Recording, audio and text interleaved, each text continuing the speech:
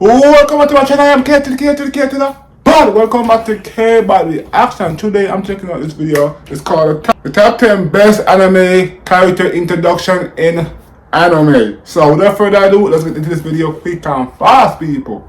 Character's debut is something that can cause the entire anime industry to shake in a single episode. Character introductions can sometimes break or make characters in anime, so in this list we'll be finding the best ones which aired from 2020 onwards just for you. From badass teenagers to literal gods in anime. We'll be having a close look at a few of the best and most up-to-date anime character introduction.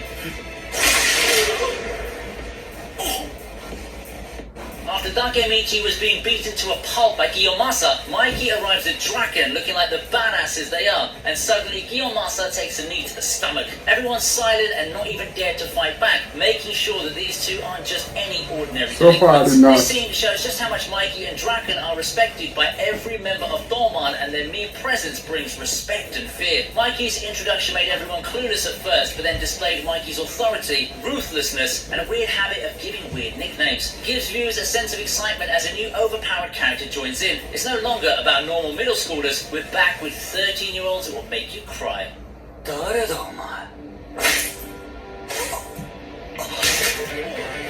Next we're here to talk about Oden.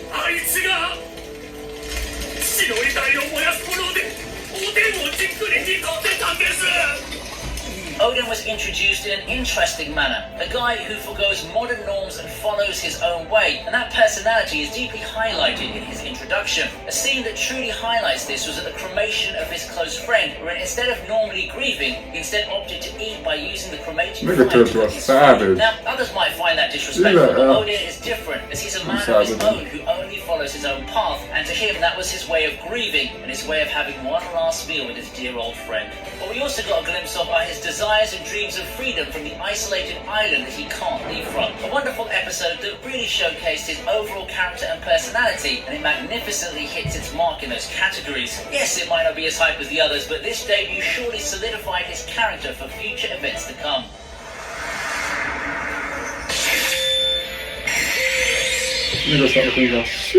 Next up, we have Pandora.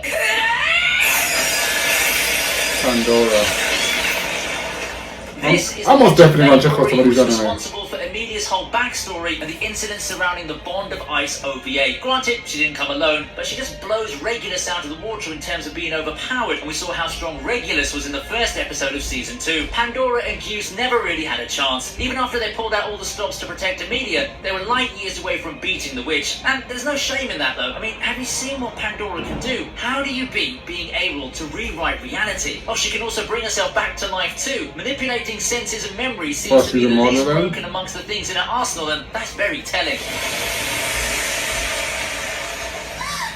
She's immortal. Let's move on to the Hunting Dogs introduction.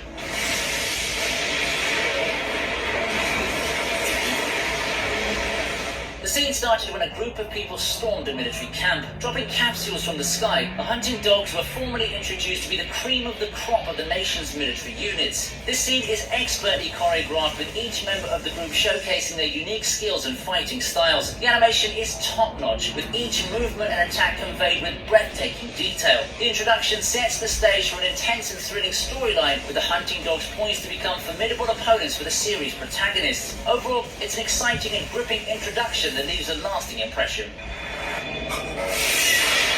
Damn. I gotta spit the calling too.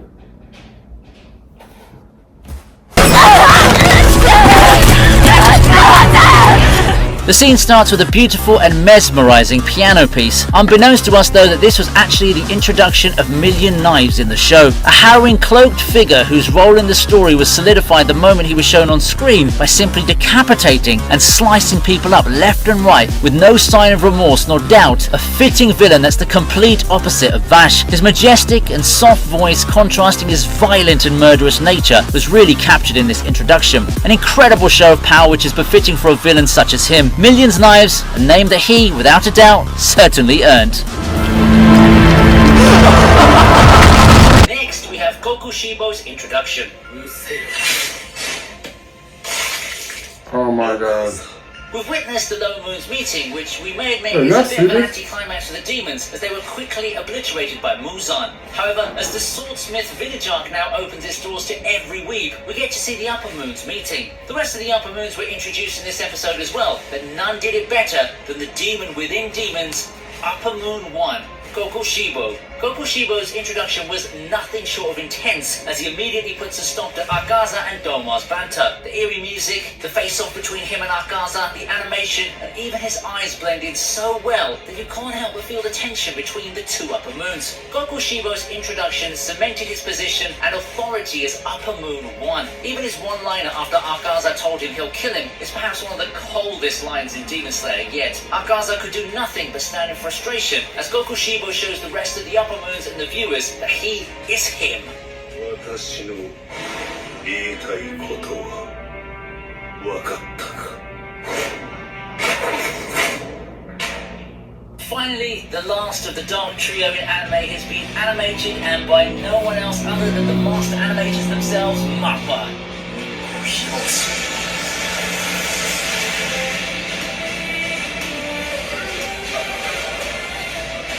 Most of these anime I got to check out. And with Hell's Paradise release comes one of the coldest and most badass character introductions in anime ever. Gabimaru's introduction was not only building up one of the most devilish MC poses, but was certainly out of the ordinary. The scene starts off with Gabimaru's execution. As the narrator explains each method, from being burned alive and even being pulled by actual bulls, Gabimaru survives all of them as if nothing ever happened. With the talk no jutsu from So what is it, Saki, Yamato? Gabimaru finds the will to live, to survive and live a normal life with his wife. But as the guards close in, Gabimaru shows Sagiri what true ninjutsu is like. Gabimaru bursts into flames, and as the fight draws to a close, he sits on a pile of corpses and smoke. The scene was an amazing introduction for both Gabimaru and the entire series of Hell's Paradise, giving us fans a sneak peek of the carnage and action that was to come.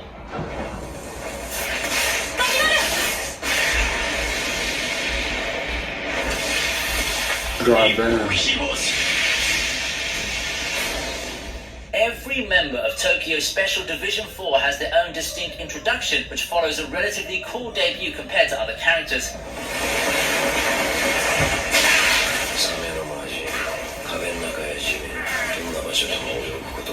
However, it is without a doubt that the scene was a bit eerie. 4 more members of Tokyo's Special Division 4 were unveiled, with all 4 of them being unique per se. Princy looks like an innocent maiden, but is actually the Spider Devil. Angel Devil is a powerful devil with the ability to take lifespans with a single touch. Violence Fiend is so strong, even as a fiend, that he had to wear a mask to make sure not to go berserk. And Beam is, well, a shark. The unique characterizations of each member of the team are highlighted in a creative and memorable way. Each character is introduced with a short but powerful glimpse of their abilities, leaving the audience intrigued and curious about their backgrounds and motives. This scene is one of the best examples as to how to introduce characters in a dynamic and out-of-the-box fashion.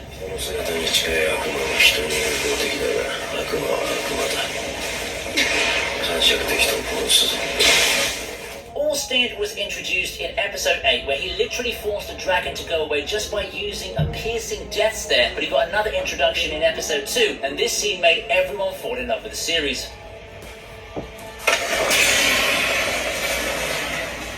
As Rudius and Allstead's paths crossed, Allstead's mere presence made Ruijerd and Eris feel so much fear that they immediately readied their weapons, and with Rudius's one mistake, all hell broke loose. Ruijerd, Eris, and Rudius Most definitely gotta check out these anime. Allstead, and at the end of it all, Ruijerd and Eris were unconscious, and Rudius, well, he became a donut. This scene just goes to show the level at which a being called the Dragon God is Okay, I see that. From the animation to the soundtrack to the stakes and emotions, everything that was thrown into this scene blended into one big, beautiful piece. All in all, Allstead's introduction in this episode gave fans the action they deserved and displayed just how good Mushoku Tensei is compared to your average isekai. So what's number 1? As Megumi is pushed into a corner by a Sukuna-possessed Yuji, help arrives in the form of a white-haired goofy sensei course known it as is. Satoru Gojo. Jujutsu Kaisen. The Gojo Choose one, watch all of this smiles shit. and giggles as he stretches his legs and proceeds to demolish the King of Curses, just like he was nothing. Every hit was impactful, and I know everyone was amazed when we saw just how strong Gojo is. The fight choreography was amazing, and the atmosphere suited the fight. It was a perfect introduction for the world's strongest sorcerer, and an even more perfect first episode for the series. This sets the stage for the larger story of Jujutsu Kaisen, where our protagonist must fight against dangerous curses and ultimately kill Yuji, which was supposed to end the series, but we all know what happens in the manga. Gojo is loved by the young, the old, dogs, cats, and even my goldfish. This scene has become an iconic moment for fans of the anime and has helped to establish Gojo as one of the most popular characters in the series. That was a decent little video. The best anime introductions. Oh my god, that video was awesome. But until next time, let me know what you think about this video. Let me know what you think about this video in the comment section down below. Until next time, like, comment, share, and subscribe. Until next time, people are out of here.